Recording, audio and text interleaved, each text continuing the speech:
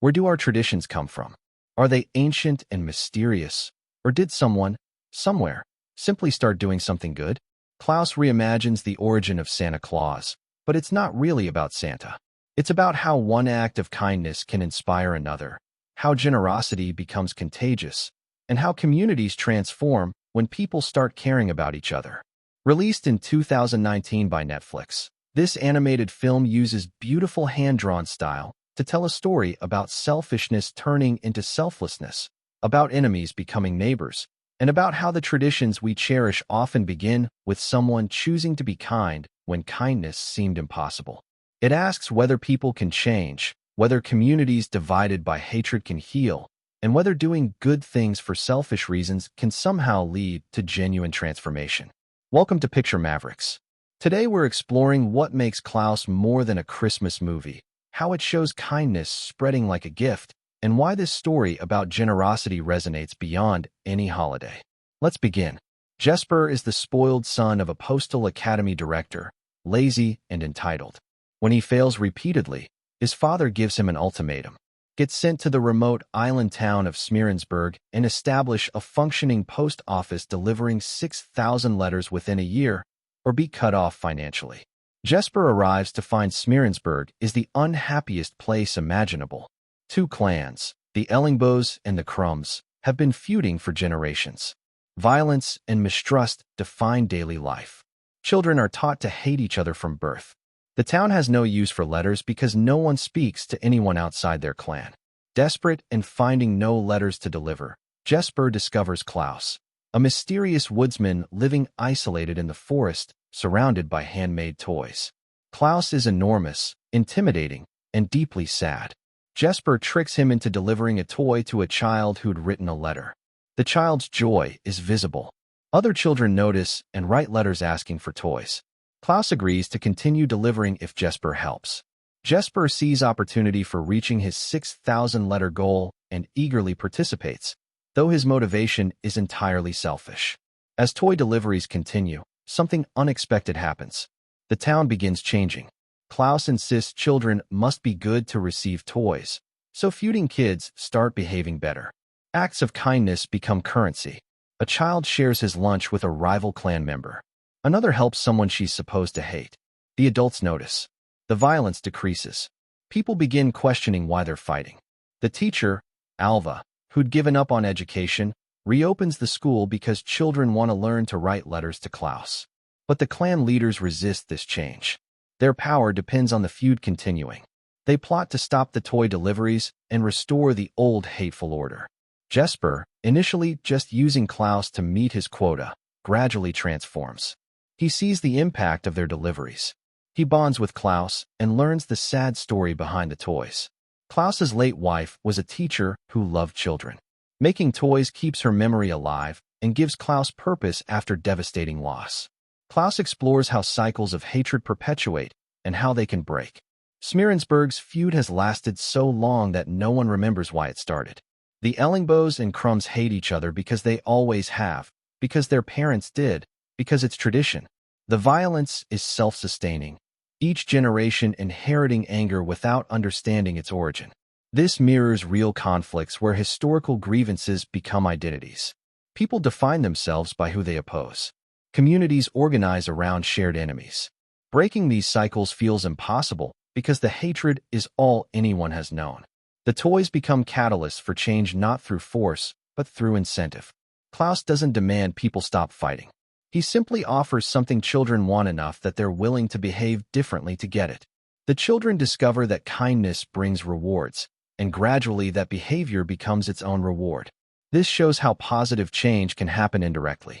Sometimes directly confronting hatred strengthens it, but creating reasons for different behavior, showing that kindness feels better than cruelty, can shift patterns without confrontation. Jesper's transformation is the film's heart.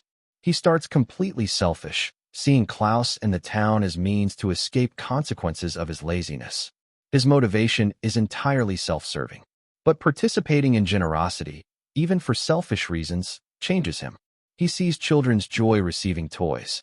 He witnesses former enemies becoming friends. He earns genuine respect instead of the hollow deference his wealth bought before. These experiences teach him that helping others feels better than serving only himself. The film suggests that motivation matters less than action. Jesper's initial selfishness doesn't invalidate the good his actions create.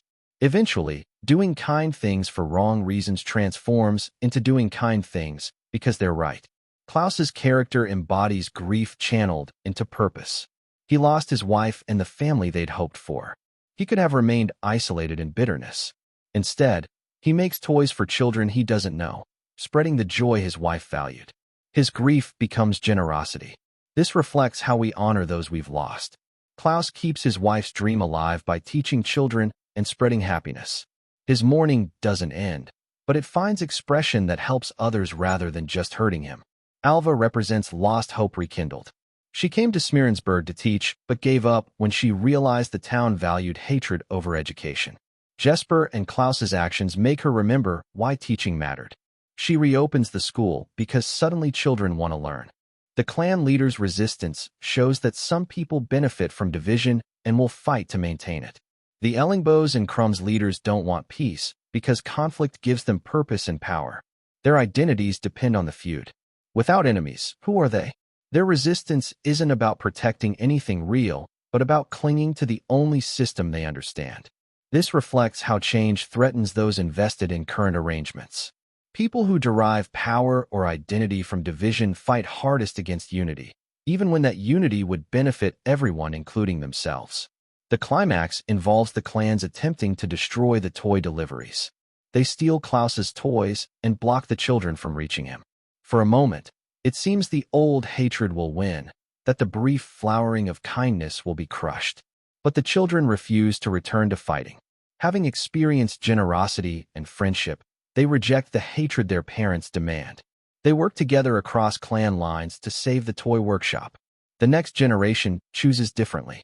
This shows that breaking cycles requires courage to disappoint those who raised us, to question traditions we've inherited, to imagine our communities could be different.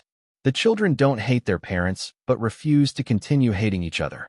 The adults, seeing their children united, finally question whether the feud serves anyone. The old leaders are left alone in their anger, while the rest of the town chooses connection over conflict. Change wins not through defeating hatred, but through making it irrelevant. Jesper chooses to stay in Smearensburg despite meeting his letter quota. He's earned the right to leave and reclaim his comfortable life. But he stays because he's found something more valuable than wealth or ease. He's found purpose, community, and love with Alva. The ending shows years later with children still receiving toys, suggesting Klaus's generosity continues even after his death. The tradition they created together persists because it's built on genuine care rather than obligation. The animation is gorgeous, using a hand-drawn aesthetic enhanced with modern lighting techniques. The style feels warm and textured, giving the film distinctive visual identity. Smearensburg looks appropriately bleak initially, then gradually brightens as kindness spreads. The character designs are expressive and appealing. Klaus is imposing but kind-eyed. Jesper's transformation shows in his posture and expressions as he changes from slouching and dismissive to engaged and caring. The children's joy receiving toys radiates from the screen. The voice performances bring warmth and humor. Jesper sounds appropriately spoiled initially, then genuinely moved as he changes. Klaus sounds gruff but gentle. Alva sounds weary but hopeful. Each character feels distinct and authentic. The 96-minute runtime allows the story to develop without rushing. We see the town's transformation gradually, making the change feel earned rather than sudden. The pacing balances humor with emotional depth. The film avoids explaining everything mechanically. We don't learn exactly why the feud started because that's not the point. We don't need detailed rules about how toy delivery works. The film trusts audiences to engage with themes without over-explanation. The humor works across ages. Jesper's fish-out-of-water reactions to Smearensburg provide comedy. The clan violence is shown cartoonishly rather than graphically. Small visual gags reward attention without demanding it.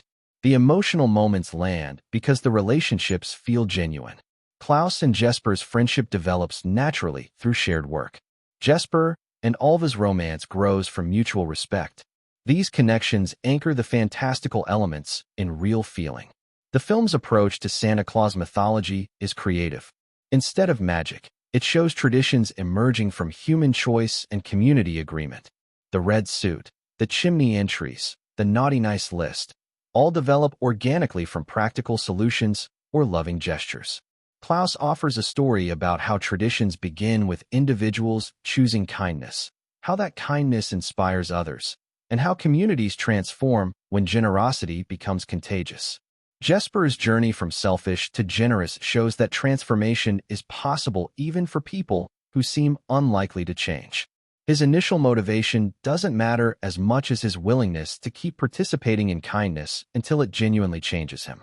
Klaus teaches that grief can become purpose, that honoring those we've lost sometimes means spreading the values they cherished, that making others happy helps us carry sadness more lightly.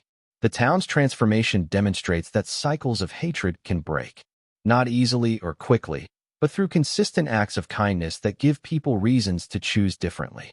That showing children better ways creates hope for communities to heal. The film's message about traditions is beautiful. The customs we cherish, the rituals that bind communities, they began with someone doing something kind or meaningful. We participate in traditions started by people whose names we'll never know, whose kindness echoes across generations. For young viewers, the film shows that being good feels better than being mean, that helping others brings its own rewards, that friendships matter more than feuds. These messages arrive through an engaging story rather than lectures. For adults, the film offers hope that communities can change, that it's never too late for individuals to become better versions of themselves, and that small acts of generosity create ripples larger than we imagine. The animation style grounds the fantastical story in visual beauty that feels handcrafted and personal. The film looks like someone made it with care, which mirrors the theme about handmade toys given with love. What makes Klaus special is refusing to explain kindness through magic or supernatural intervention. People change because they see kindness working, because they experience its benefits, because behaving well feels better than behaving badly. That's more powerful than magic. Jesper doesn't become a saint. He remains somewhat vain and silly even after transforming. The film suggests growth doesn't require perfection, just willingness to be better than we were. Klaus's motivation isn't saintly either. He makes toys to manage grief and honor his wife. The generosity serves his emotional needs as much as children's material wants. The film shows that doing good can be personally meaningful, that altruism and self-interest aren't always opposed. The film ends with Jesper as an old man, still delivering toys with his family, carrying forward what Klaus started. The tradition continues not because of obligation, but because it brings joy to everyone involved. That's how the best traditions work.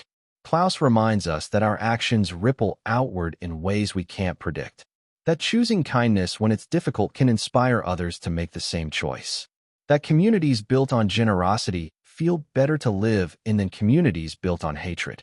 The image of children from feuding families working together to save the toy workshop captures the film's hope. The next generation doesn't have to repeat the previous generation's mistakes. Change is possible when people, especially young people, refuse to inherit hatred. This has been Picture Mavericks. Thank you for watching, and I'll see you in the next one.